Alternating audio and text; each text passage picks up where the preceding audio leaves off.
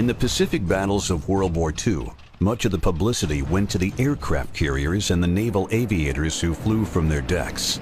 Yet, as important as the carriers were, the most significant naval warships in actually prosecuting the war toiled in almost complete obscurity. While battles like Midway, Santa Cruz, and Leyte Gulf grabbed the headlines, the Pacific Fleet Submarine Force quietly went about the task of isolating Japan. The submarine was something that not too many people knew about. It was called the Silent Service, and it was a silent service. Nobody talked about where they went or when they went, so we had the advantage of the other side not knowing when or where we were at. That's the main thing why we were so successful. American submarines crippled Japan's industry and prevented resupply and reinforcement of Japanese island garrisons by destroying most of her merchant fleet. I think it was 1,178 merchant ships and 214 naval ships. And we had a total tonnage that was over 5.25 million tons, which was a tremendous amount when you consider the fact that most of Japan's ships were well under 12,000 tons. But as decisive as the submarine's contribution was, the victory could have been even more complete. Hampered by a flawed pre-war doctrine and serious shortcomings in the Mark 14 torpedo, success during the first 2 years of war was disappointingly low. It took months for these problems to be resolved, but once they were, the United States Navy's submarine force, at first trained to play a junior role in its own service, revolutionized naval warfare.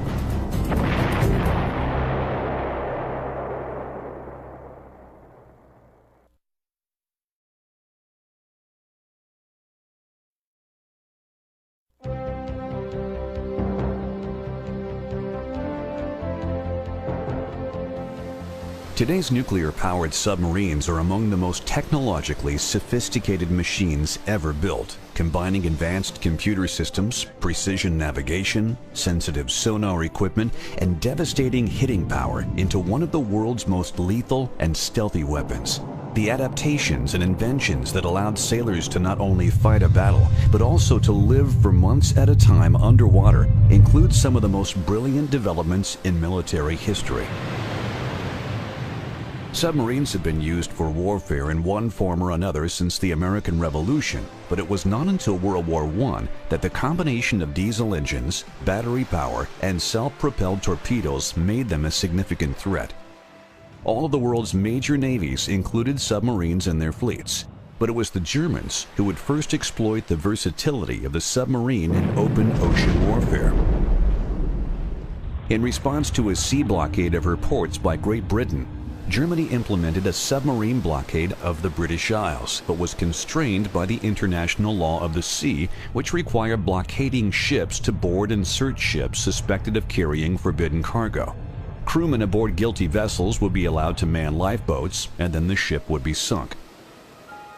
In 1916, however, the German Kaiser ordered unrestricted submarine warfare, which allowed submarines to torpedo ships believed to be forcing the blockade without formalities like announcing their presence. British shipping losses went up, and so did those of the United States, that was shipping large amounts of food, raw materials, and munitions to the British and French. Germany's use of unrestricted submarine warfare was denounced as brutal and uncivilized by the Allies and by the American press. The most notorious attack occurred when a German submarine torpedoed the British ocean liner Lusitania.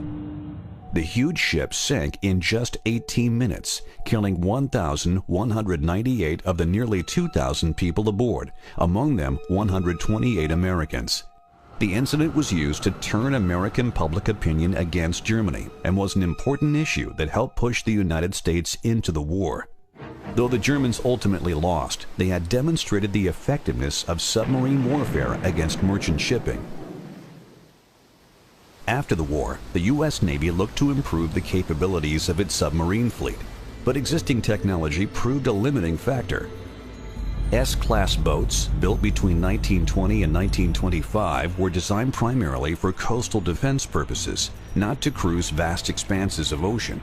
Though significantly larger than their predecessors, stowage space aboard was extremely limited and living quarters cramped beyond comfort.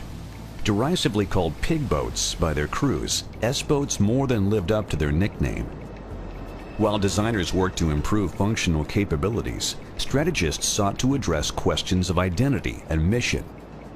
Two competing interpretations of submarine doctrine emerged. One camp foresaw submarines employed in a fleet support role, the other as an economic warfare arm of its own, modeled on the German successes of the First World War. However, American naval thinking was oriented towards fighting other navies, which left commerce raiding with no real place in strategic planning or training. It was determined that U.S. Navy submarines would fight other warships, and under the guidelines imposed by the 1930 London Naval Conference, would not attack merchant ships without first providing warning.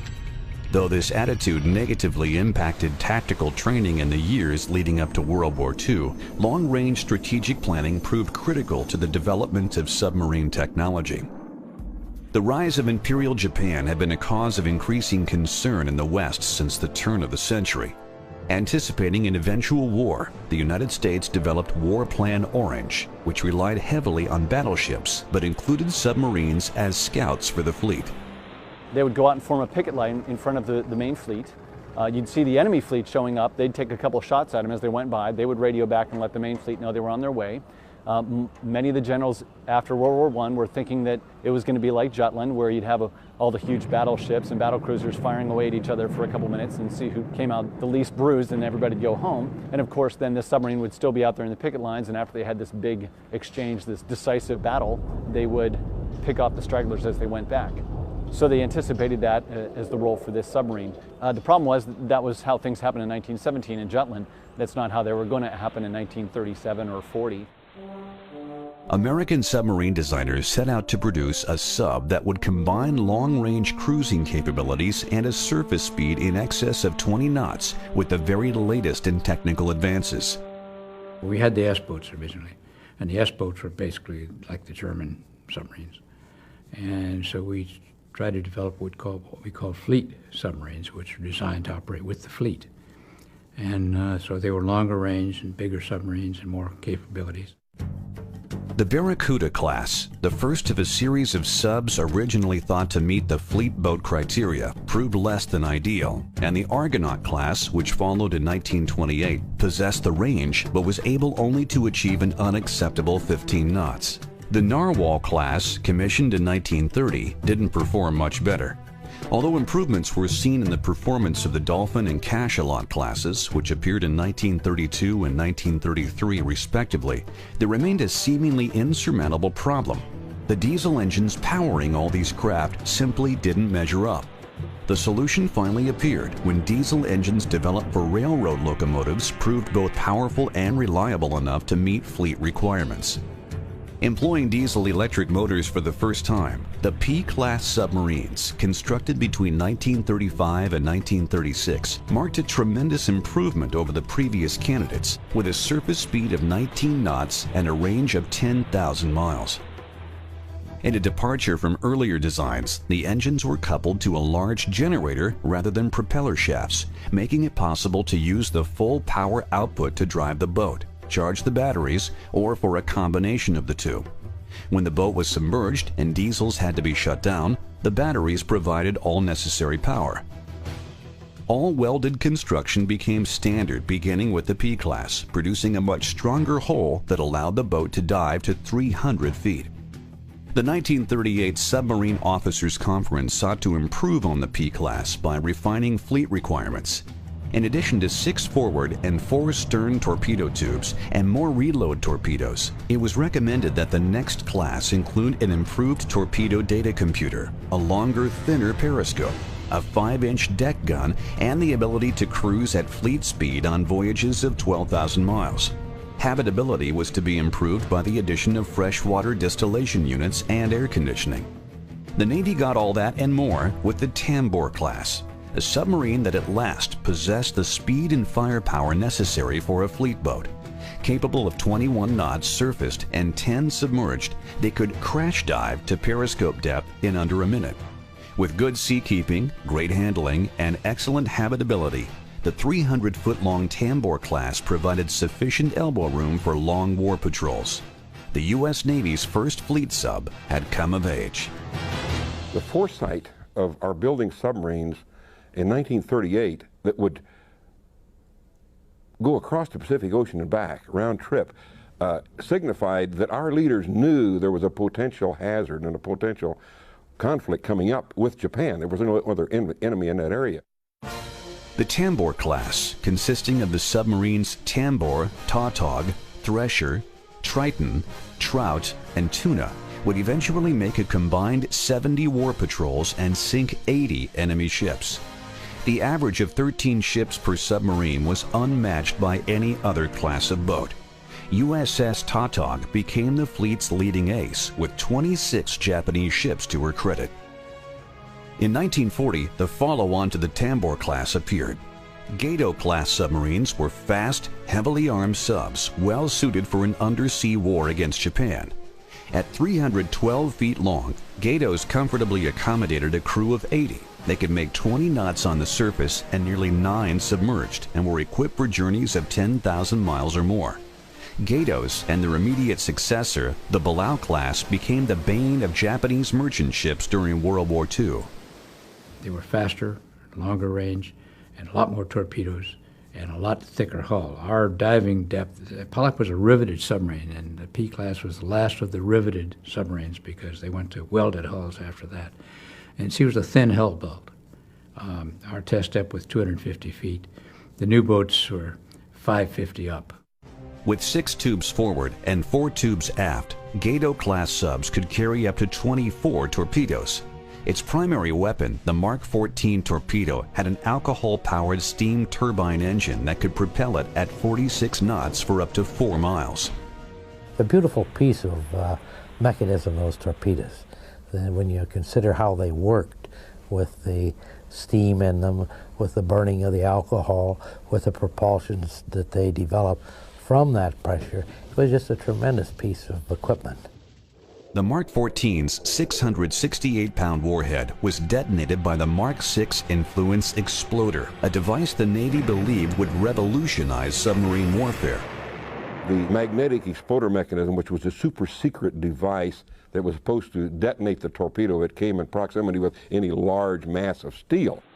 Yet in spite of the improvements made to American submarines, the U.S. Navy submarine force was woefully unprepared for the type of warfare they were about to face.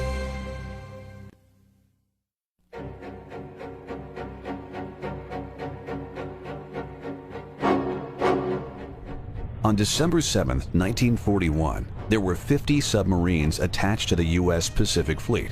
21 were stationed at Pearl Harbor and 29 at Manila Bay. Of these, a number were the earlier S-class boats built in the 1920s. Only 4 were in Pearl Harbor at 7:55 a.m. when the Japanese began their attack.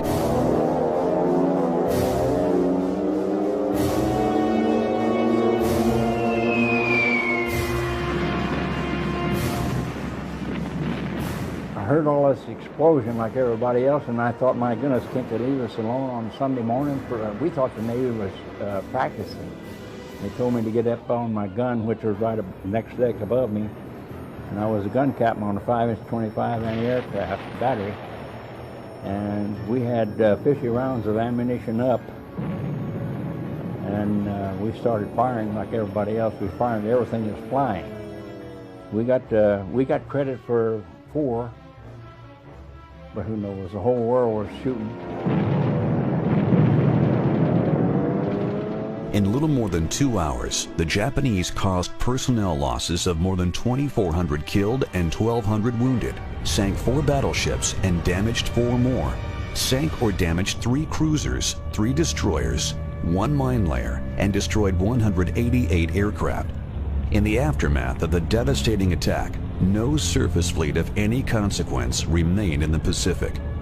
When Pearl Harbor happened, the Japanese didn't bother with the submarines. The submarine base was just a short distance away from Battleship Row. In fact, a couple of the guys on the boat said, yeah, they waved to us.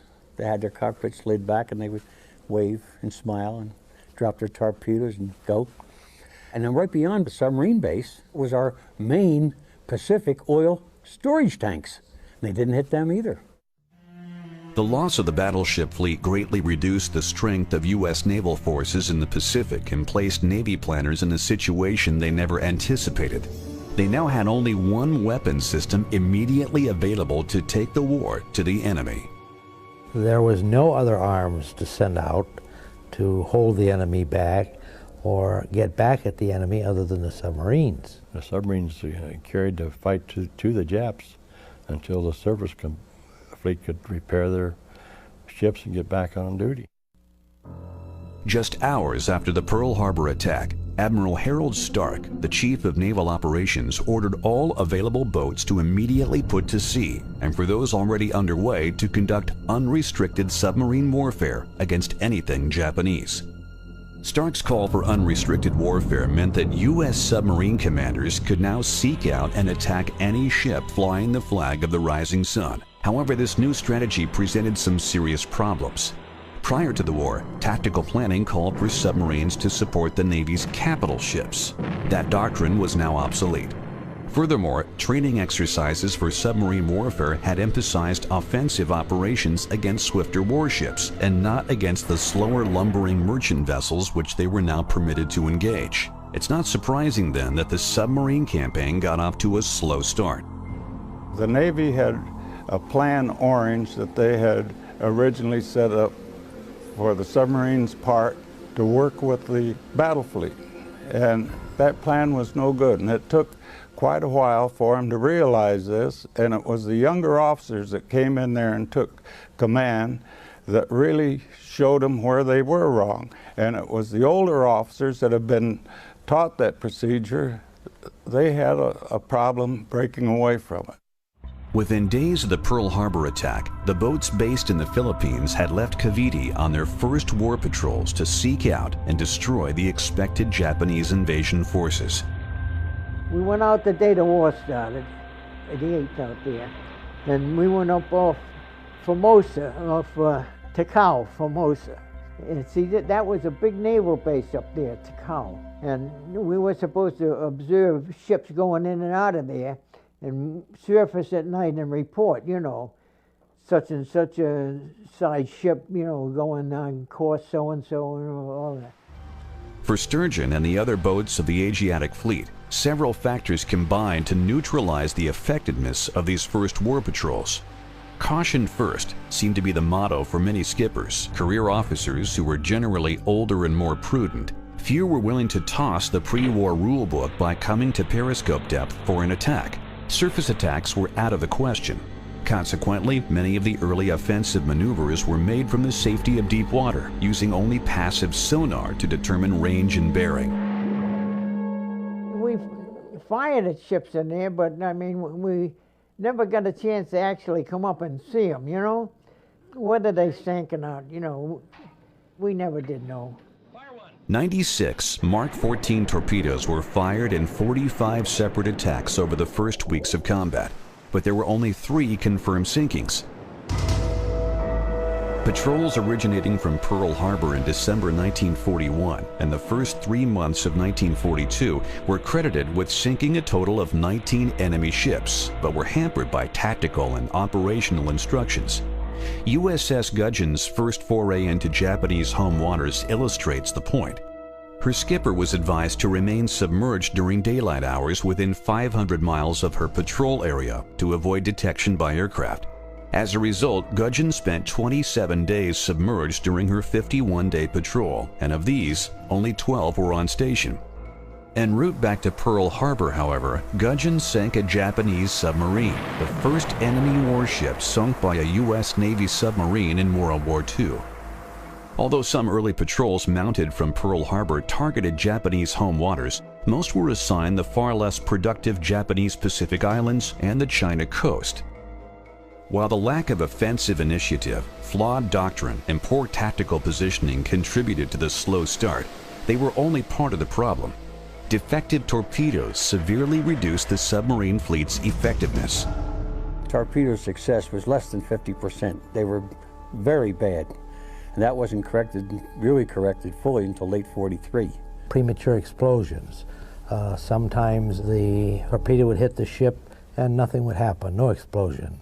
And erratic runs. By erratic runs, I mean they didn't go in the directions they were supposed to. They would run deeper or they would run shallower. And it was a very difficult time. In the coming months, instances of inexplicable misses and dud hits began to accumulate. However, all attempts to raise the alarm through the chain of command were ridiculed by the Navy Bureau of Ordnance. The powers that be were adamant that there was nothing wrong with the damn torpedo, because when they fired it under ideal conditions, it went off. But under wartime conditions, it did not go off. That was due to just not having enough time to take the ships out before the war and practice with the firing and witness the results of the firings. They simulated a lot on paper and theory before we ever get into the war, and it should have been done the other way around. The Mark 14 torpedo and its Mark 6 exploder had defects that tended to mask each other, faults that weren't revealed due to inadequate peacetime testing. It would be months before the problems were completely solved. In the interim, countless submarine crews put their lives in danger stalking enemy targets, only to be cheated of their quarry by defective torpedoes.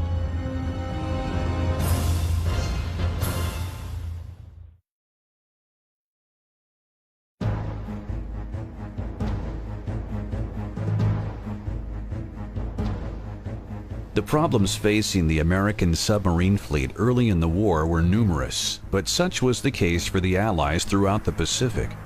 Beginning with the attack on Pearl Harbor, Japan handed the United States and her allies a series of crushing defeats. Simultaneously with the attack on Pearl Harbor, the Japanese moved against Malaya, Hong Kong, and the Philippines. On December 8th, an air raid on Clark Field in the Philippines destroyed most of the American Air Force stationed there before it ever left the ground. 2 days later, Japanese bombers flattened the Cavite Naval Station in Manila Bay, home of the U.S. Asiatic Fleet. Nobody ever hears about, the beating they took out there, but they took a beating out there just like Pearl Harbor did, And, we wasn't in there, we was out when she got hit, Cavite got hit, but they got the Sea Lion there, and they put some holes in the Sea Dragon. The Sea Dragon got out of there, and she had some holes in it, but they patched it up and got her back all right. With its facility ruined and practically no air cover, surface units of the Asiatic Fleet withdrew to Australia and the Dutch East Indies, where they would be out of range of Japanese aircraft on Formosa. Before the end of the year, the submarine force followed suit, abandoning the Philippines shortly after the Japanese came ashore at Lingayen Gulf, 300 miles northwest of Manila. They told us to go into Exmouth Gulf, and they looked it up in the Coast Pilot, and in there it said, it didn't show nothing, it just showed the entrance and then the line stopped, and all this was, nobody knew what it was, we're supposed to go in there. And they said that the last time anybody had been in there was in 1800 and something, and at that time the natives were friendly. As the Asiatic Fleet struggled to regroup, the Japanese overran Burma, Malaya, and Thailand. Only Java in the Dutch East Indies had yet to be conquered. U.S. submarines attempted to stem the tide by attacking the invasion forces, but to no effect. Java fell in little more than a week. By the end of March 1942, Japan had achieved nearly all of her pre-war objectives. After the loss of the East Indies, U.S. submarines of the Asiatic Fleet withdrew to Perth Fremantle on the southwest coast of Australia. Since the outbreak of war, they had managed to sink only 10 enemy vessels, 8 merchants, a destroyer, and an aircraft ferry. Of the original 29 Manila boats, 4 had been lost. The U.S. High Command decided to leave the remaining submarines of the Asiatic Fleet down under rather than withdraw them to Pearl Harbor. This was due in part to the decision to divide the Pacific into separate command areas.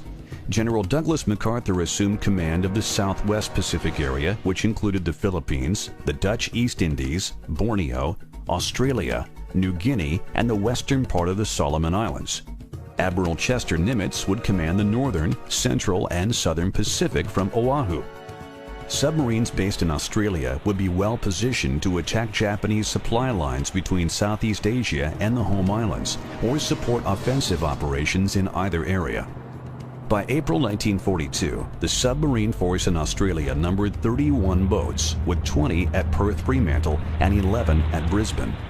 The Fremantle force was meant to deploy against Japanese supply lines in the Southwest Pacific, as well as to undertake special missions ordered by General MacArthur to pick up and deliver personnel and supplies behind enemy lines. We would come in to an island at night, submerged, and then just surface enough to get our conning tower and our decks awash. And then the commandos could get their kayaks out. And then at night they would row into the islands, and believe it or not, they would count the Japanese that were on the island. Intelligence gathering missions, whether visual, photographic, or by landing party, were an essential fleet support role throughout the war. Few Marines ever set foot on a shore that hadn't first been reconnoitered by a submarine. In late April, the Japanese mounted a dual seaborne thrust to occupy Tulagi in the Solomon Islands and to complete their conquest of New Guinea by seizing Port Moresby.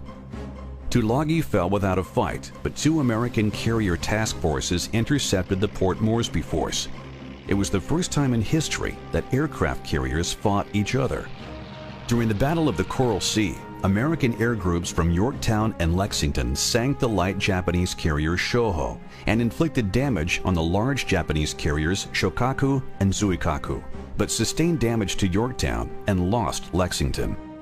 The Coral Sea was considered a tactical defeat because we did lose one heavy fleet carrier as opposed to the Japanese losing just a small carrier. It did contribute significantly to altering the strategic direction of the war because it turned back the Japanese invasion force. And it so decimated the air groups on board Shokaku and Zuikaku that it really prevented them from participating in the upcoming Japanese operation, which turned out to be the Battle of Midway. During the Battle of the Coral Sea, 4 submarines stationed in Brisbane were able to attack elements of the Japanese invasion force, but their only confirmed kill was a mine layer. 3 weeks after the battle, Rear Admiral Charles Lockwood assumed command of the Fremantle force. His first order of business was to verify growing evidence that the Mark 14 torpedo was malfunctioning, and tests revealed that the Mark 14 ran 10 feet deeper than it was set for. Skippers were advised to adjust running depth accordingly, but the number of sinkings remained disturbingly low. Continuing on the belief that the poor showing was due to ineffective skippers, many were relieved of their commands. At the beginning of the war, there were some that didn't seem aggressive, and they didn't because of the dud torpedoes. After you fired, made your proper runs and so forth, and your calculations and all are right, and you hear the duds go off, you really hesitate to go in there when you know they are heavy escorts and the chances are much slimmer of you getting a hit.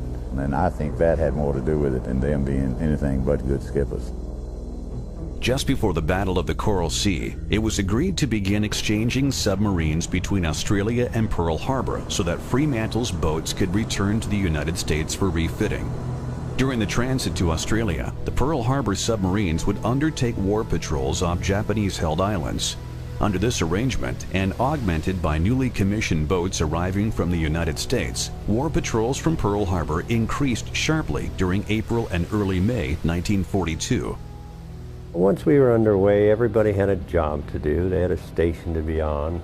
If they were like myself, I'm order machinist Matt, you were either in the engine room or in the auxiliary room doing your job, what you're supposed to be doing in your line of work. And then you were assigned like 4 hours on and 8 hours off. And it went on just around the clock that way. And a lot of people think 85 men, 60 days at sea, but you only saw a third of them because we were split up into 3 sections. And once you got settled down to a sea routine, your section was really the only ones you saw. Section on duty, that's what they were, on duty. And you didn't let anything distract you, because just a slip, you could put yourself in real trouble. It was totally demanding. It required every ounce of your energy and your strength, mentally and physically, and even sometimes you felt inadequate then. Under such extreme conditions, the level of military courtesy and discipline on board was far more relaxed than on a surface ship. We are pretty kind of lax. We wear sandals, and we have jeans that we cut short, and we have guys that wear a beard and earrings. There wasn't any stuffiness, you know. We called them sir, or Mr. So-and-so, their name. Or the captain, he was always called the captain, you know. It was such a wonderful association. While a newcomer on board might have had difficulty distinguishing between the captain and his crew, one aspect of the submarine service clearly stood out. They got the best food in the armed services in World War II. They always set out with, you know, frozen cuts of meat and whatnot, which of course were rationed at home, and the guys that were out in the field and, you know, Marines digging in here and guys going through the Battle of the Bulge didn't see sea rations or something like that. We always asked for the best that we could ask for. For example, filet mignon. They'd come in 50-pound boxes. They were all boneless. We didn't have room for bones. So everything was boneless, and we'd take them out of the packages. And in the wax paper, we'd put those in the freezer, and that's what we would operate on. When we left port, we ate like a king. And after about 20 days, it was getting kind of bad, and if you couldn't run up to a supply ship, you was eating K rations. As the patrol wore on, the deterioration of the food quality was rivaled by the foulness of the atmosphere.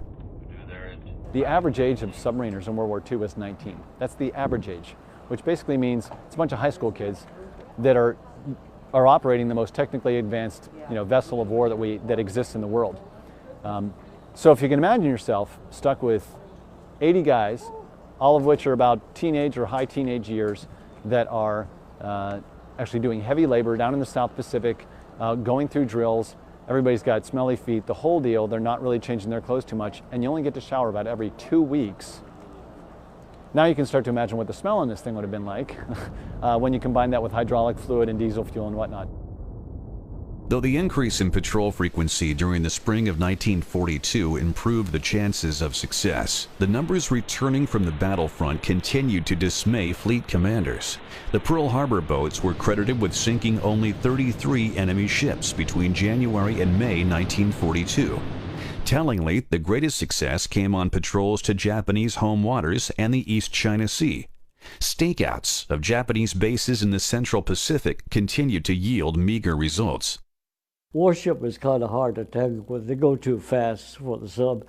By the time you see them, they're gone. You have to be lucky to be right in front and to cross your path. In mid-May, Navy code-breaking efforts provided advance warning of a major Japanese offensive aimed at Midway Island, just 700 miles from Pearl Harbor. Admiral Nimitz immediately deployed his 3 remaining aircraft carriers to intercept, and the result is often described as the turning point of the Pacific War. Though a major success for American surface units, the Battle of Midway was an exercise in frustration for U.S. submariners. Early in the war, we found that we were not as effective as we might be trying to operate with the fleet. At Midway was a good example. We had a huge number of submarines there trying to intercept the Jap fleet, and only one of them even attacked a ship. 19 boats had sortied from Pearl Harbor, but confusion, indecision, and poor contact reporting spoiled what might have been a signature battle for U.S. submarines. It was late on June 6th, with the battle largely over thanks to devastating air attacks launched from Hornets, Yorktown, and Enterprise, that the USS Nautilus fired 4 torpedoes at a disabled Japanese carrier. True to form, 1 failed to run, 2 ran erratically, and the 4th was a dud. The experience of the submarine force operating at Midway was disheartening, but later, as the number of available submarines swelled and the war moved into more confined waters with distinct shipping routes, the submarine's fleet role would be proven with devastating effect. Hoping to build on the shift in momentum that occurred at Midway, U.S. Marines of the 1st Division invaded Guadalcanal in early August. It was America's first offensive operation of the war. The campaign to secure the island lasted 6 months, and for much of its course, the balance teetered precariously from one side to the other. Consequently, the Southwest Pacific Submarine Force in Australia was regularly assigned interdiction missions in support of the Solomons effort, seeking to prevent the Japanese from reinforcing their island garrisons by sea. So critical was the Guadalcanal campaign that submarine squadrons 8 and 10 were transferred from Pearl Harbor to Brisbane, which then boasted the largest concentration of U.S. submarines in the Pacific. However, the resulting dilution of effort left only Lockwood's Fremantle boats and roughly half of the Pearl Harbor submarines to actively engage enemy supply lines. As the disappointing 1942 wound to a close, a tally of the campaign to date revealed that U.S. submarines had destroyed a total of 147 Japanese ships, or less than half a ship per patrol. Of these, only 2 were major warships. Significantly, missions to Japan, which numbered less than 1 in 5, accounted for nearly half of all the ships sunk.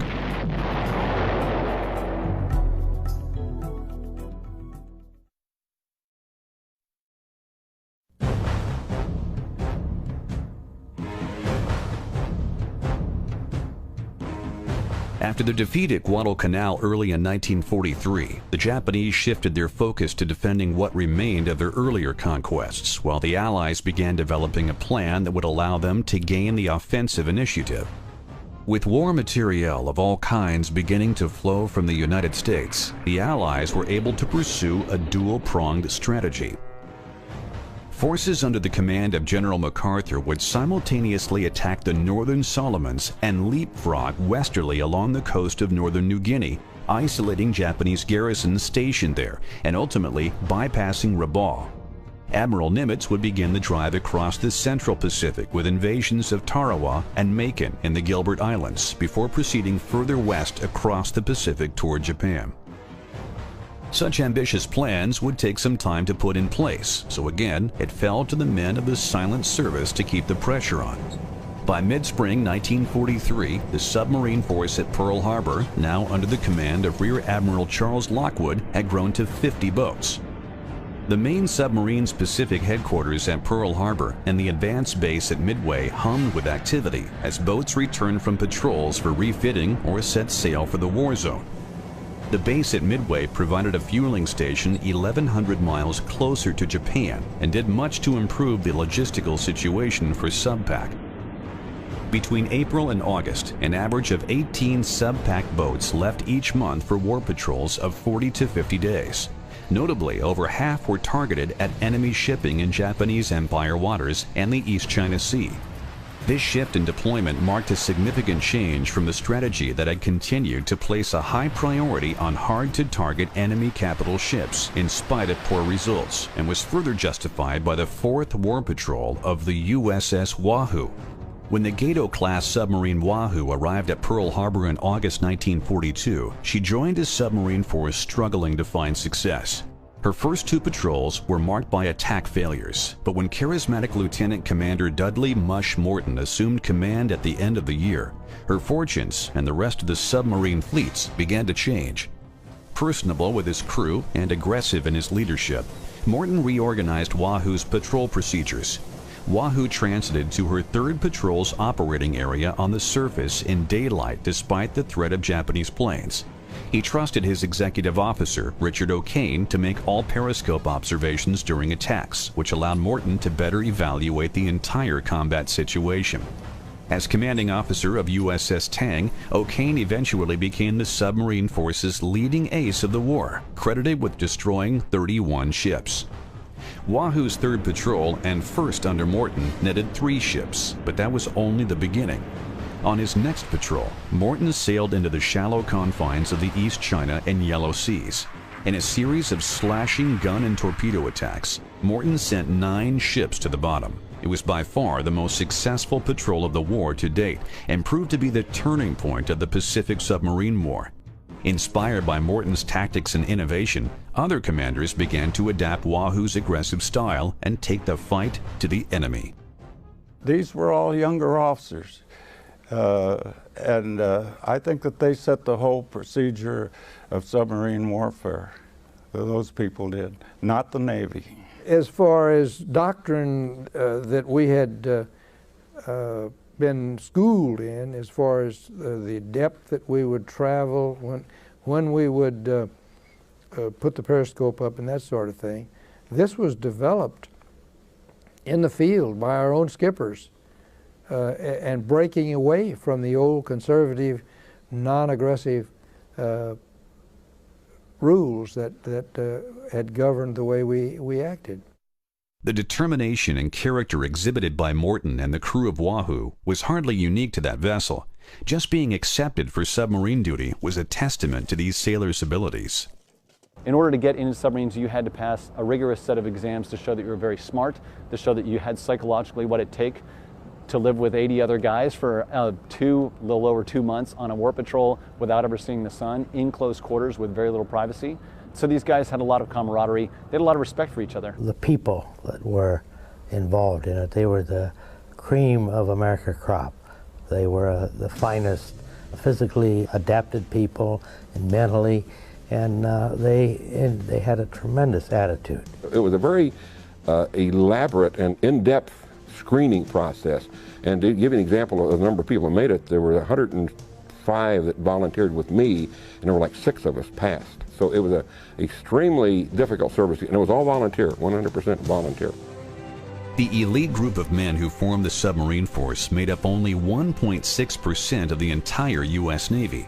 Each had received 50% more pay than the rest of their Navy comrades for their willingness to accept the hazards, rigors, and privations of service aboard a World War II-era submarine.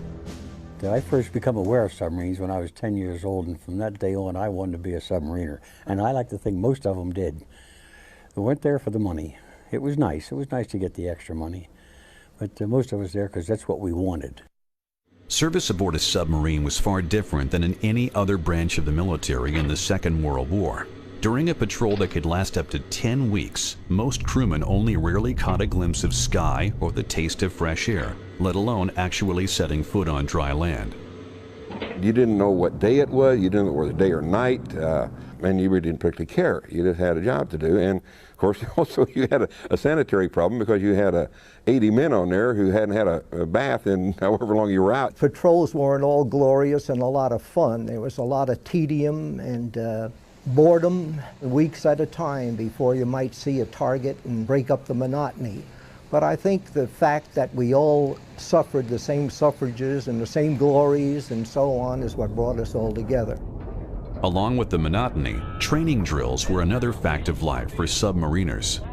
In our day, it took 5 men just to dive it or surface it, and it took about 20 to operate it. And it had to be done in unison, in perfect coordination, and just one mistake could cost the life of every man on the boat. And so you were very acutely aware of your responsibilities. In order to attain the rating of qualified in submarines, each man in the crew of approximately 80 had to know how to perform every single job aboard a U.S. submarine, the most sophisticated and complex man of war at the time. Every single person on this boat had a job to do, and if they didn't do their job, everyone else on the boat could literally die. Anyone from the captain right down to the cook had to know what every single thing did in every compartment. So if you were in that compartment when you underwent some kind of attack or there was some kind of emergency, you would know what to do in order to save the boat. Of course, the very first patrol that you go out on, of course, you're a new man and you've really got to learn things. So it's up to you to find out what it's all about on board. You know, just really investigate and ask questions.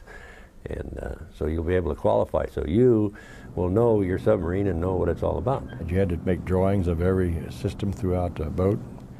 Then an officer aboard would take you through the boat and question you on every compartment in the boat. You had to qualify on each submarine that you served on. You had to re-qualify, even though the subs might be from the same shipyard, but you had to re-qualify. But when you got your Dolphins, I think you were the proudest man in the Navy. The esprit de corps that developed among submariners was not entirely unique within the military. Elite units like airborne troops and close-knit groups like bomber crews or naval aviators shared a high level of camaraderie. Yet for these and virtually all other servicemen in World War II, the near certainty of death should disaster strike did not exist. I think you come close to death so many times with each other that you just develop a brotherhood, I would say. It's hard to describe, but you talk about families. I think we were even closer than families. Everyone knew that their life depended on the man next to them, and everyone knew that the man next to them's life depended on them doing their job. So there was a huge amount of esprit de corps. The disadvantages, of course, were, first of all, as a proportion, this was the most risky arm of the armed services to serve in. Your chances of coming back on one of these alive were lower than any other thing you can think of. Daylight bombing raids over Germany, storming Iwo Jima with the Marines. Your chances were better of surviving those activities than it was to be on one of these submarines in World War II. They had a 24% casualty rate. It was very rare for men to actually survive any kind of damage or attack on a submarine. So if something went wrong, 80 guys just went to the bottom. No one was immune to the inherent dangers of the submarine service. In the fall of 1943, Mush Morton and Wahoo returned to the Sea of Japan and went on a rampage, sinking at least 4 ships over the course of several days. While attempting to exit via La Perouse Strait, Wahoo was detected by Japanese anti-submarine aircraft, and a coordinated air and sea attack commenced. Morton and his crew of 79 men were never heard from again.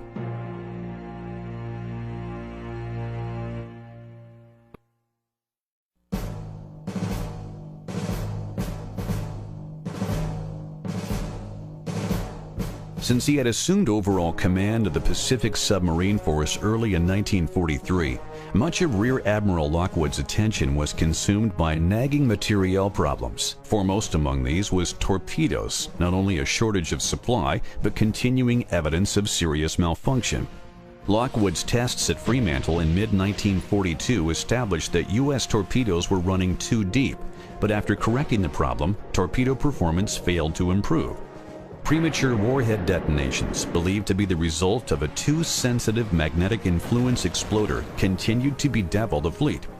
Lockwood convinced Admiral Nimitz to rely solely on the Mark 14's contact exploder. But even with the magnetic feature disabled, Pacific Fleet submarines continued to experience a significant percentage of duds. I know one particular run we made, we fired 19 torpedoes and we could hear them hitting the hull. And we were being fired on from the direction the torpedoes were coming from. But we never got any damage done. You never saw such a dejected bunch in your life as you did when 4 torpedoes were fired and the sound man heard 2 of them hit and none go off. It was frustration of the first order. During a series of experiments conducted in Hawaii in September 1943, it was determined that when a torpedo struck at a 90-degree angle, which was considered ideal, the firing pin would buckle, which in some cases prevented it from contacting the exploder cap. Merely installing a stronger firing pin resolved the issue. With this simple modification, the performance of the Mark 14 torpedo finally reached acceptability, but it had taken half the war to get there. The ongoing shortage of torpedoes, a persistent problem early in the war, was remedied by the gradual introduction of the Mark 18 electric torpedo beginning in mid-1943. Although slower than the Mark 14 and somewhat limited in range, the Mark 18 left no telltale wake that could give away a submarine's position. Almost invariably after you fired torpedoes, the escorts could see the torpedo tracks and they knew where the torpedoes came from. And they just run down the torpedo track expecting to find a submarine at the other end, and they usually would. And Japanese anti-submarine efforts were primarily passive or listening sonar rather than active sonar where you ping like our ASW efforts were largely. And Pollock wasn't as fast as the new submarines, but also she was very noisy. If they were going to be listening, the submarines that made the most noise were the ones they'd hear first, and that was us. The primary anti-submarine weapon during World War II was the depth charge, a canister of high explosives set to go off at a predetermined depth. The object being to have the depth charge go under the submarine so that the explosion came up. We used various and sundry methods of evading them if possible, and I'm living proof that we've evaded right many. The first time to go through that is really terrifying. You hear 2 explosions, and of course when the depth charge explodes there's a space that's void that's left. And of course that comes back in as soon as the explosion's completed. And you just don't know when the next one's coming. During the first part of the war, the Japanese tended to set their depth charges too shallow, unaware that U.S. submarines could dive below 150 feet. Early in the war, there was a fact-finding committee of congressmen sent out to the Pacific. And when they got back, one of them made the remark that our submariners didn't have anything to worry about. The Japanese weren't setting their depth charges deep enough. Well, the Japanese can read too. And I'd say in the next 6 months, we lost 10 submarines because they just started setting them deeper. The tenacity of a depth charge attack was another important variable. With a full battery charge, a sub could remain submerged for over 36 hours. But by that point, it would be absolutely essential to surface and recharge. If you were down for a prolonged period, the battery gets very low. You lose the benefit of the oxygen in the ship that you've been breathing up all day. It gets pretty foul below. And sometimes you're held down to practically the full limit of the battery, and possibly even some of our ships were lost because they could never get up in time to charge the battery and didn't have enough power to pull out of it. More submarines were lost to depth charges during the war than any other cause, but the vast majority escaped to fight another day. Although the submarine squadrons at both Fremantle and Brisbane maintained a steady level of activity throughout 1943, Brisbane lost importance as the war moved up the Solomon's Chain and westward into New Guinea. By late in the year, just 8 boats were stationed there, but an advanced base established at Milne Bay, New Guinea, put them 1,200 miles closer to their patrol areas. Between June and December, 33 war patrols sent to monitor the supply lines linking Truk, Rabaul, and Palau resulted in 29 confirmed sinkings.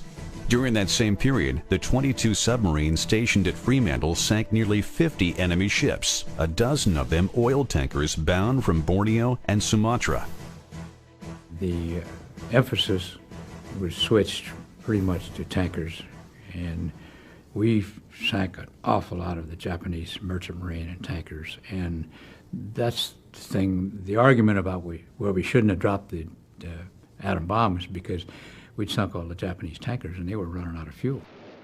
Late in 1943, as MacArthur's forces hammered away at Japanese garrisons in New Guinea and the Northern Solomons, and the Marines in the Central Pacific were regrouping after the brutal invasion of Tarawa, Lockwood began deploying small, coordinated submarine wolf packs as tactical units. With that kind of an operation, we could cover a larger area of the ocean. With 3 submarines out there, we could talk to each other on secure radio. And if one of the submarines picked up enemy convoy, well, they could tell the others. And then the Commodore could order the others into a position where he thought they might all have an opportunity to attack some of the ships in the convoy.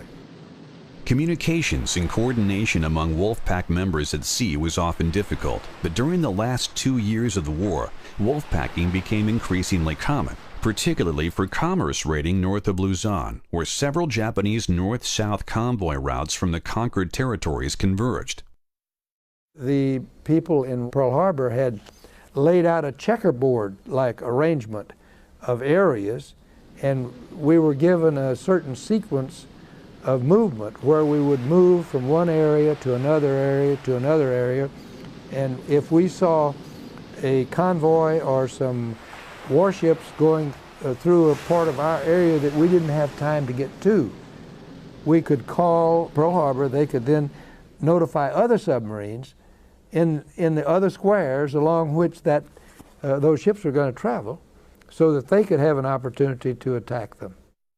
Along with tactical innovations that continued to evolve throughout the war, new boats arriving in the fleet added ever greater capabilities. Palau-class submarines, the first of the thick-skinned boats that integrated higher-strength steel in the pressure hull, were introduced in 1943. Almost identical in appearance to Gatos, the important difference was in design depth. The Palau class was rated to 400 feet, a full 100 feet deeper than Gatos could go. Tench-class boats, which began to appear in 1944, could exceed 600 feet. They could go twice as deep as we could, and It took twice as long for the depth charges to get down there, and the depth charges are only half as accurate or less on the new fleet boats as the old ones. Regardless of class, fleet submarines underwent a constant program of modification, much of which was carried out by submarine tenders, auxiliary ships specially equipped to perform maintenance and provide logistics support for submarines. The advantage of putting submarine supplies, spare parts, service facilities, and berthing on a surface ship was that it made them as portable as the submarines themselves. Setting up a new forward submarine base became almost as simple as dropping anchor. When the submarine came alongside, maybe they had some problem with their motors or something, electric motors or something, and the machine shop could take care of those things, and the torpedoes or whatever. And then they also have food that they could take some food for them. And they always have a crate of oranges, fruit for them right away on they take out to the submarine. And we also had ice cream making machine there in the on the tender for things like that. So like more supplies and repairs, small repairs, main function of the tender. Fleet submarines back from the front often required little more than fuel and provisions, but just as often, major repairs were in order. Diesels were repaired or replaced, leaking bulkheads made fast, and electronic gear updated. The conning tower was often replaced during a refit to reduce its silhouette and make the boat harder to see on the surface, and had the added benefit of decreasing the time it took to submerge. 55 seconds to get the boat submerged. That's what we were always striving for, is to close that hatch and get the conning tower, the periscopes below the surface in 55 seconds. If you're on the surface, well, you're kind of a sitting duck. Since individual commanders were allowed to arm their boats pretty much as they wished, the original 3-inch 50 deck gun was generally replaced with something heavier, at first 4-inch 50s and later by a 5-inch 25 wet mount. Some boats carried a pair of 5-inch guns. 20mm guns were often replaced with 40mm Bofors mounted either fore or aft of the tower, and in some cases both. By war's end, few fleet boats were equipped exactly alike. With the refit complete, provisions and supplies were brought aboard and packed into any available space. Loading torpedoes was one of the most difficult parts of this process. We would lift them from the dock or the ship or wherever was supplying it and put them on the skids of the torpedo room. And they were put down with chain falls, cables put on them to ease them down the skids. And many times the torpedo took a route of its own and continued down the skids, went into the tubes, went into the bilges, and all different directions, even though they were under some pretty tight control. And it was a very laborious operation, and it was a damn back-breaking operation was what it was. With the boat reprovisioned, the submarine once again set sail for the war zone. Days later, after performing an endless series of drills that shaved precious seconds when submerging or surfacing, standing watch, manning battle stations, and performing their normal duties, the boat finally arrived at the patrol area. Early in the war, this would have meant long days spent underwater, hoping for enemy contact while waiting for nightfall to resurface and charge batteries. But ongoing improvements to the submarine's detection gear made that procedure a thing of the past. Though the electronic suite provided many benefits, the single greatest advantage American fleet submarines possessed over the Japanese was radio detection and ranging, or radar. From the very first days of the war, most American subs were equipped with a rather primitive setup called SD, which was non-directional and had a limited range of between 6 and 10 miles. SD was an air search system useful only in detecting enemy aircraft, but it did allow boats to operate on the surface even in daylight. The biggest scare had to be airplanes, because them suckers, they'd be real high and then they would come down, and your lookouts, you're watching the horizon. You're not looking straight up. A new system, type SJ, first appeared in mid-1942 and was installed aboard all U.S. submarines by early 1943. Unlike SD, SJ radar was directional and provided the exact range and bearing of surface targets. Its reach was limited by the height of the retractable mast, but even so, targets could be electronically detected long before they were visually sighted. Ships that may otherwise have passed unnoticed were now exposed to submarine attack.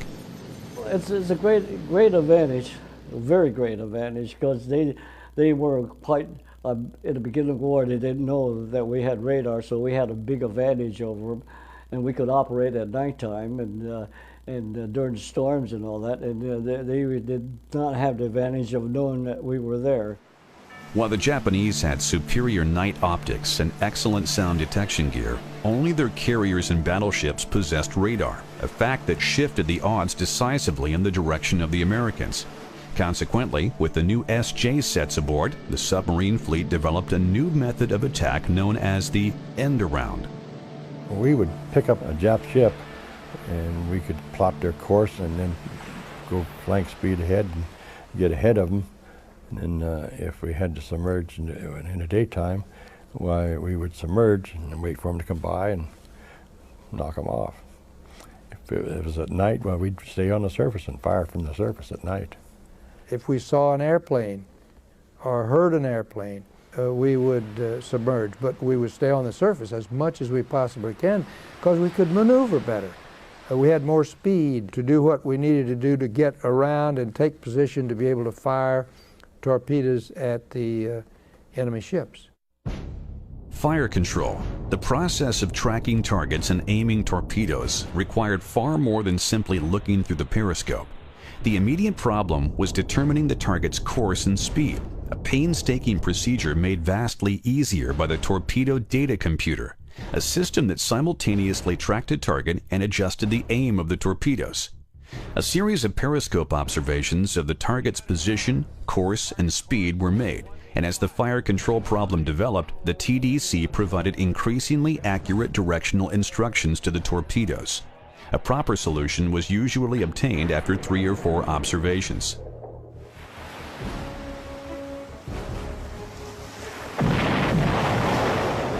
Regardless of whether the torpedoes found their target, nearly every time a ship was attacked, Japanese escorts responded with depth charges. For the submarine, the best response was to immediately dive and commence silent running, a tactic that reduced the chances of detection by enemy sound listening gear by operating in a state of complete quiet. Our operating depth then for depth charge attack was, depending on the water underneath, it was about 300 feet. And also depending on the cold stratus. If you were aware of a cold strata, you get below that at 100 feet. Their sonar wasn't any good. It wouldn't pick you up. It deflected the signal before it could get to you. But if you weren't aware of that, you just went to your test depth and stayed there. Soundmen played a leading role in evading depth charges by determining the range and direction of pings sent by Japanese sonar emitters. The submarine would maneuver to put the attackers astern, then slowly withdraw from the area. We evaded a lot of them, and I'm sure that later on, right many of the boats that got sunk were because they either didn't use that method of escape or they just weren't lucky enough to use it. I think that we were lucky. Technical and tactical innovations combined to make 1943 a significantly better year for submariners. The fleet was credited with sinking 335 Japanese ships, or roughly twice the corresponding figure for 1942. More importantly, post-war analysis revealed that Japan's merchant fleet declined by 16% despite a vigorous shipbuilding program, and importation of bulk commodities diminished to 81% of the pre-war level. The loss of raw materials and petroleum and the inability to transport men and materiel to the front lines significantly reduced Japan's ability to maintain effective military strength. For Imperial Japan, World War II had become a battle of attrition, and the worst was yet to come.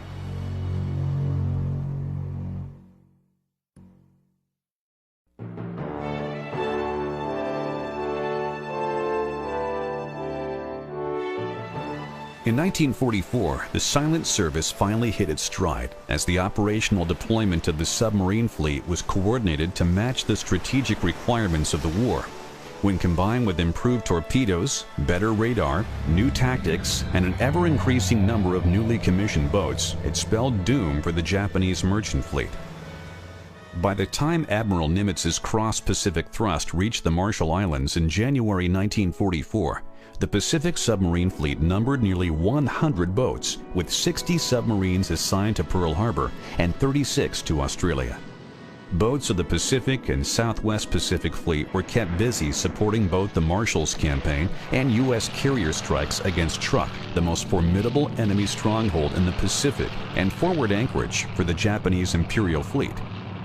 We knew it was a strong, fortified situation, and a lot of us that had just heard about it, studied it a little bit, I'll have to admit, I was a little apprehensive about Truk, not having any idea what we were going to run into. We just knew there was a lot of stuff there. Though concern regarding a strike on Truk was certainly justified, the operation turned into a rout. In 2 days and 1 night of attacks, the air groups of Task Force 58 sunk or incapacitated most of the ships and aircraft they found there. Though capital ships were absent, thousands of tons of vital merchant shipping succumbed to the torrent of bombs and torpedoes. When the raids were over, Truk lay in ruins, never again to pose a significant threat to the Allies. In the aftermath of the all-out assault on Truk in mid-February, the Imperial Navy fell back on the Palaus. By April, under growing pressure from naval and land-based air attacks, the fleet had dispersed to Davao and Tawi-Tawi in the southern Philippines, Surabaya on Java, and Singapore in Malaysia. With Navy codebreakers providing advance warning, numerous attempts were organized to intercept these Japanese withdrawals. Although a number of Japanese freighters and auxiliaries were sunk, the only major warships destroyed during these patrols were 3 light cruisers. Increased pressure on the Empire, East China Sea, and Kuriil Island supply routes paid bigger dividends. Operating from advanced submarine bases in New Guinea and on Majuro in the Marshalls, submarines of the Pacific and Southwest Pacific Fleet sank 183 ships, or nearly 750,000 tons of shipping in the first 4 months of 1944. With Truk eliminated and the Marshall Islands secure, Allied forces in the Central Pacific set their sights on the Marianas Islands of Saipan, Guam, and Tinian. From air bases on these islands, long-range B-29 bombers could reach Japan. Beginning on June 11th, carrier-based air groups mounted a series of powerful strikes on Saipan as a prelude to invasion. Submarines were deployed to interdict any Japanese attempts to reinforce the island and to provide lifeguard services for downed airmen, a procedure introduced for all large-scale fleet offensives beginning with the invasion of the Gilbert Islands in 1943. There was hardly an airstrike that was made that didn't have submarines standing lifeguard duty then. We retrieved 6 pilots in all. Anticipating an eventual move on the Marianas, the Japanese had prepared a plan that would exploit the longer range of their aircraft. Pilots would shuttle between carriers at sea and air bases on Guam and Saipan, hitting the Americans coming and going, while allowing their carriers to operate beyond the range of an American counterstrike. In mid-June, as the Marines fought their way ashore on Saipan, the remaining elements of the Imperial Fleet began to converge in the Philippine Sea for the decisive battle the Japanese had long sought. But they were not alone. American submarines detected and trailed the enemy forces, all the while relaying critical information to the American fleet off Saipan. When the Japanese launched their aircraft early on the morning of June 19th, they were flying into a trap. Few of their pilots survived to even attempt an attack on the American task forces covering the landing. By this point in the war, American air superiority made any engagement with the U.S. Navy nearly suicidal. All of a sudden, my eyes practically bugged out. I saw a group of about 50, 60 enemy planes, all motley group, no formation type thing at all.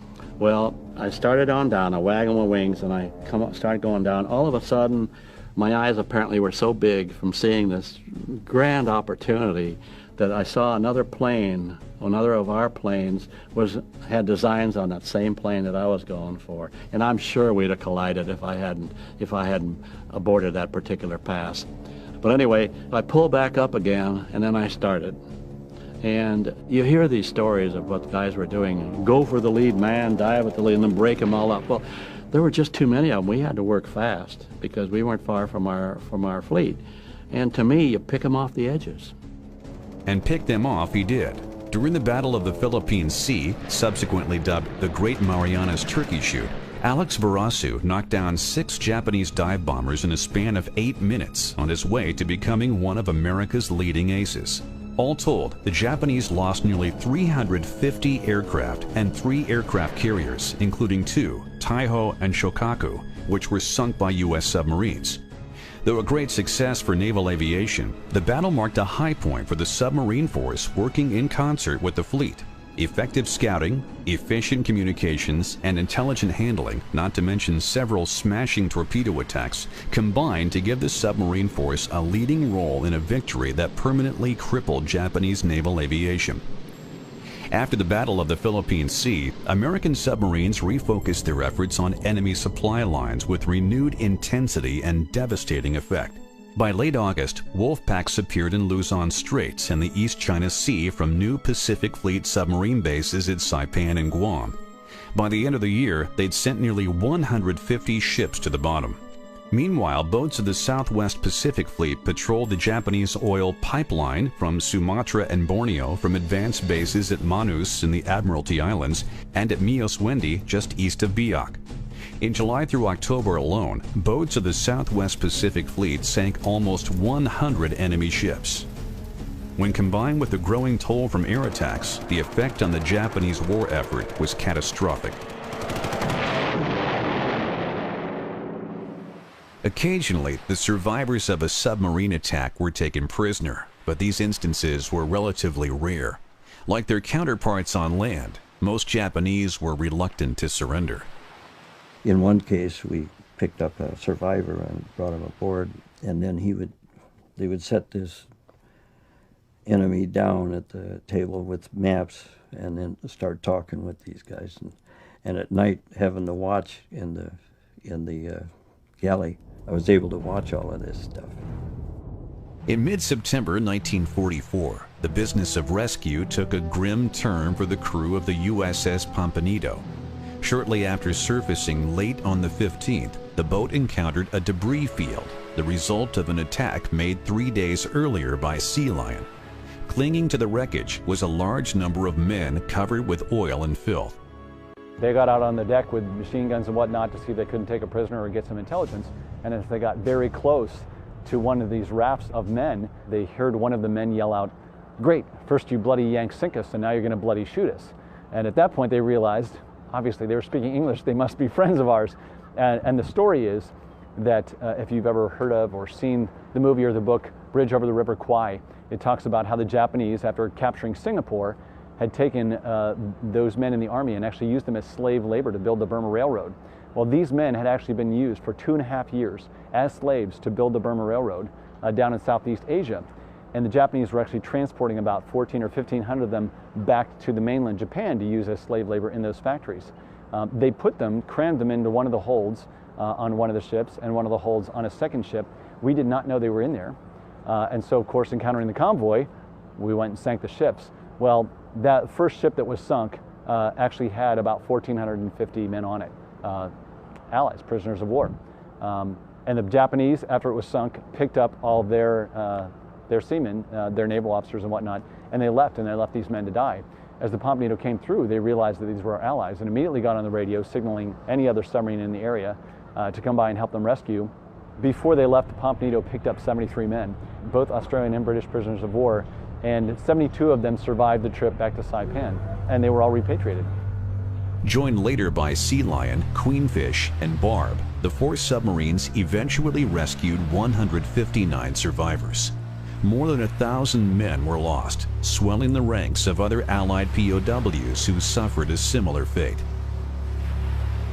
In late October 1944, as U.S. Marines struggled to gain the upper hand on Peleliu and Angaur in the Palau Group, General MacArthur's troops stormed ashore on Leyte in the central Philippines. Supporting the landing was the U.S. 3rd and 7th Fleets, which in turn were screened by submarines deployed to interdict a Japanese counterattack. Naval planners believed a move against the Philippines would force the remnants of the Imperial fleet into battle, and they were not disappointed. Within hours of the American landing, the Japanese combined fleet launched a complex three-pronged attack that would sacrifice what remained of their carrier force in order to annihilate the American landing at Leyte. But it was American submarines that drew first blood. Patrolling west of Palawan Island near midnight on October 22nd, the SJ radar sets aboard American submarines Darter and Dace detected the Japanese center force bound for San Bernardino Strait at a range of 30,000 yards. Darter and Dace pursued on the surface at full power with the intention of making a submerged attack at first light. Darter struck first, sinking the heavy cruiser Otago and damaging her sister ship Takao. Minutes later, Dace followed with a spread that sank Maya. In a separate attack west of Luzon, Bream disabled another Japanese cruiser, the Aoba. It would get little better for the Japanese.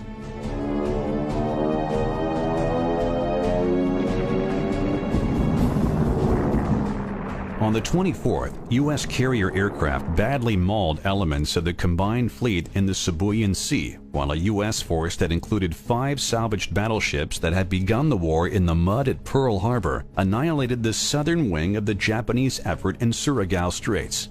It had been a rout, but as the Japanese hoped, Admiral Halsey then steamed off in pursuit of the carriers of the northern force, leaving San Bernardino Strait completely unguarded. So it was that early on the morning of October 25th, the Japanese center force emerged from the strait and steamed southward along the coast of Samar toward the transport fleet at Leyte, opposed only by 16 slow and lightly armored escort carriers and their screen of destroyers and destroyer escorts. The Americans took a terrible beating as Japanese battleships sank 2 escort carriers, 2 destroyers, and a destroyer escort. But such was the ferocity of the defense that the Japanese believed they were engaging major fleet units.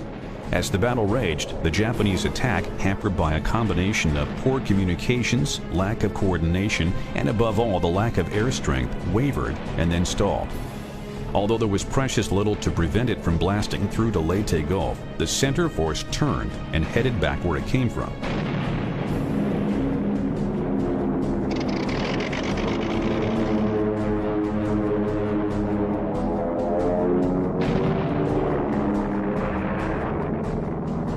Far to the north, Halsey found the Japanese carriers and sank all 4 of them, leaving what remained of the northern force to run a gauntlet back to Japan through several scouting lines of submarines, which succeeded in picking off a light cruiser and a destroyer.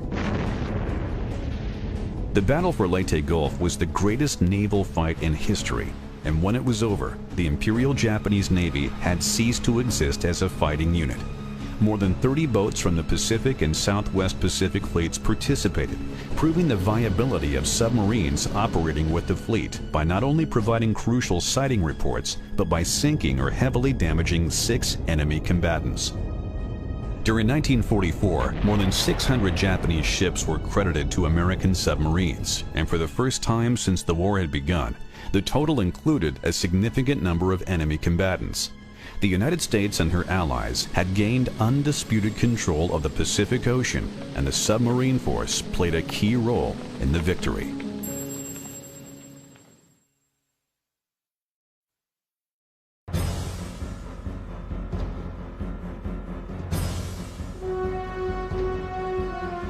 The 1944's anti-shipping campaign was so successful that by the beginning of 1945, few enemy targets of any consequence remained. Unable to replace losses to its merchant fleet with new production, Japan was forced to employ small wooden fishing boats called sampans. Consequently, submarine skippers began thinning out the sampan fleet. Toward the end of the war, there were not as many steel ships out there, but more or less wooden. And sometimes we would take deck guns to those after we got the crews off, and we'd sink them with deck guns. During the closing stages of the war, submarines acted increasingly as submersible gunboats, pursuing the remaining quarry up and down the Japanese coast. Lifeguard duty became more commonplace as well, as air attacks on mainland targets grew in intensity. The Navy had submarines, spaced every 100, 200 miles above Iwo Jima. And then below Iwo Jima, then there'd be surface vessels, and they were all plotted, and you knew exactly where they were, and you had flimsies to tell you their coordinates. So if you had a problem, the idea was to ditch near them so you get picked up. Otherwise, it might be curtains. Of all the people that ditched in B-29s, I was lucky enough to be one of those. U.S. submarines rescued more than 500 downed airmen during the war, including a young TBM pilot who would later become the 41st President of the United States. And while rescue missions were often routine, they were not without risk. The threat of air attack, whether by enemy or friendly forces, was a constant concern. When these pilots ditch, why, their buddies are making runs on us too. I mean, they see a sub and they were kind of careless, and they didn't make a distinction of who it was, as though we threatened those guys and say, hey, if you guys keep on doing this, we're going to leave your buddies in the water. Although commerce raiding was the most obvious contribution submarines made in the defeat of Japan, secondary roles like lifeguard duty, photo reconnaissance, and mine clearing contributed greatly to the war effort. By April 1945, 120 U.S. submarines were operating in the Pacific. The Southwest Pacific Submarine Force had established a new advanced base at Subic Bay, west of Manila, and the headquarters of the Pacific Submarine Force had moved from Pearl Harbor to Guam. With Iwo Jima in possession of the Americans and the campaign to secure Okinawa just beginning, the outcome was no longer in doubt. Japan was finished, her war-making ability all but eliminated by the predations of American submarines on her merchant fleet and an endless stream of air raids on the home islands that crippled the civil and industrial infrastructure.